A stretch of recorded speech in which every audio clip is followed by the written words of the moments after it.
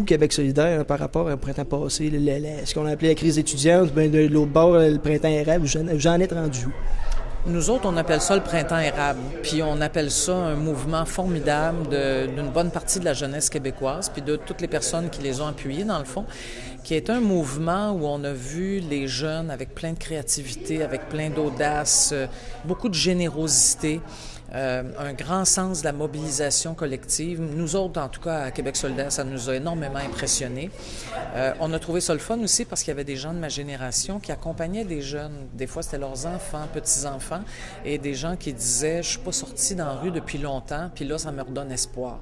Donc, pour nous autres, ça a été un grand moment, parfois compliqué, parfois troublant, bouleversant. Il y a des violences qui étaient assez difficiles à regarder à la télé, mais quand même un grand moment.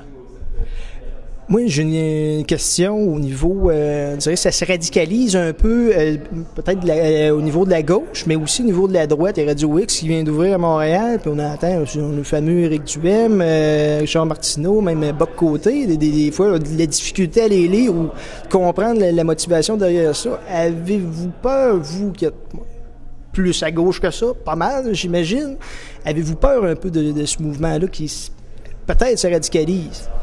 Ah, ben c'est sûr que depuis plusieurs années, moi je dirais qu'il y a une droite au Québec qui s'est radicalisée, ça c'est clair, qui est totalement décomplexée, qui est une droite économique, qui favorise les intérêts des grands et des puissants, qui est une droite politique aussi, conservatrice, un peu morale.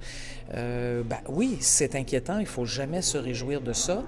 Par contre, moi, ce qui m'encourage, c'est que la majorité de la population n'embarque pas là-dedans. Il y en a qui embarquent, je le sais, mais la majorité, non. Que ce soit à Montréal ou ailleurs, dans les régions. Moi, je pense qu'il y a beaucoup de gens qui sont quelque part au centre, là, finalement, puis qui sont quand même prêts à faire des pas à gauche. Ils sont capables maintenant d'entendre des mots comme nationalisation. Tu sais, on l'a fait en 62 avec l'hydroélectricité, pourquoi on le ferait pas aujourd'hui avec certaines mines, avec certaines sources d'énergie, puis ça fait pas bondir tout le monde au plafond, là. À Pharma-Québec, nous autres, on propose pas de nationaliser toute l'industrie pharmaceutique, non. Ce qu'on propose, c'est de créer une entreprise publique de production de médicaments génériques et de vaccins. Donc, de mettre en concurrence le public et le privé. Ils nous disent que c'est intéressant, la concurrence, bien, faisons-le avec une entreprise publique qui va faire des médicaments à moindre coût, les vendre moins cher, ça va faire baisser les prix des médicaments dans le privé. C'est ça notre calcul. Puis ça, on explique ça aux gens, puis il n'y a personne qui tombe évanoui, là. Les gens sont capables d'entendre des choses comme ça, puis de, je dirais, aller vers de nouvelles idées. C'est ce qui me rend optimiste pour le Québec. On vous remercie infiniment, Mme David. On va vous laisser aller parce qu'il y a une grande conférence. On est à la Maison de la Solidarité à Trois-Rivières. Donc, merci beaucoup. Merci à vous. Bonjour, Mme Audette. Bonjour. Je voulais savoir, vous avez voté pour Québec solidaire? Oui. Oui. Pourquoi? Quelles étaient vos raisons personnelles pour voter pour QS? Beaucoup pour le mouvement qu'ils ont su donner avec les événements du printemps et de l'été. Je trouve que ça a été porteur. C'est la raison pour laquelle je me suis vraiment décidée à suivre les idées de Françoise David et de l'équipe de Québec solidaire. Merci beaucoup. Ça fait plaisir. Bon, vous avez eu l'air, M. André, de réagir tout à l'heure par rapport à l'intervention de William Charbonneau, par rapport à une éventuelle question sur la fusion entre Option nationale et Québec solidaire. Votre opinion par rapport à ça, c'est quoi? Ben, mon opinion personnelle, moi, ça serait pour une fusion totale, en fait. Parce que, selon moi, Option nationale, en dehors des différences du parti, Option nationale va réussir quelque chose de mieux, c'est-à-dire axé sur un discours économique. Puis dans les mœurs des gens actuels, je pense que c'est ça que ça prend pour les convaincre d'un système progressiste et souverainiste ensemble. Donc moi, je pense que ça va passer par le discours économique, même si c'est pas la priorité de personne ici, j'en suis convaincu. Moi, c'est la justice sociale et l'écologie. Ça va être à travers les arguments économiques qu'on va pouvoir les convaincre de ça. Et M. Hossan est très bon là-dedans. Québec solidaire a peut-être une lacune légère. Selon moi, les deux forces combinées pourraient donner quelque chose de grandiose. Merci beaucoup, M. André. Pas de problème. Bonjour, René. J'imagine que vous avez voté pour Québec solidaire. Oui. Oui. Je voulais savoir vos motivations personnelles. Les raisons qui sont propres à vous qui font que vous votez pour QS plutôt qu'un autre parti. Ben moi, Québec solidaire, ça fait la deuxième année que je suis dans ça. J'aimerais ça continuer dans ça encore.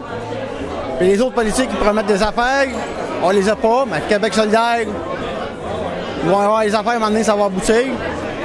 Il y a Françoise qui est rentré, puis l'année prochaine, ça commence encore. Il y en a d'autres qui rentrent. On sera bien contents pour ça. Merci beaucoup. Monsieur Sarregret, vos espoirs, disons de façon le plus objective, le plus réaliste, donc on fait un pool politique.